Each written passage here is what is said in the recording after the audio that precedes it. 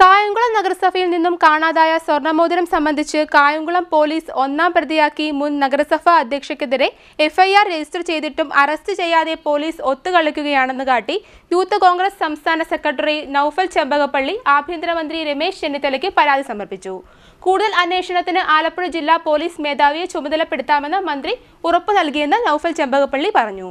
ഹരിതകർമ്മസേനാംഗങ്ങൾക്ക് ജോലിക്കിടയിൽ ലഭിക്കുകയും തുടർന്ന് നഗരസഭയിൽ ഏൽപ്പിക്കുകയും ചെയ്ത സ്വർണ്ണമോതിരം കാണാതായ സംഭവത്തിൽ കായംകുളം പോലീസ് ഒന്നാം പ്രതിയാക്കി മുൻ നഗരസഭാ അധ്യക്ഷയ്ക്കെതിരെ എഫ്ഐആർ രജിസ്റ്റർ ചെയ്തിട്ടും അറസ്റ്റ് ചെയ്യാതെ പോലീസ് ഒത്തുകളിക്കുകയാണെന്ന് ആരോപിച്ചുകൊണ്ട് യൂത്ത് കോൺഗ്രസ് സംസ്ഥാന സെക്രട്ടറി നൌഫൽ ചെമ്പകപ്പള്ളി ആഭ്യന്തരമന്ത്രി രമേശ് ചെന്നിത്തലയ്ക്ക് പരാതി നൽകി.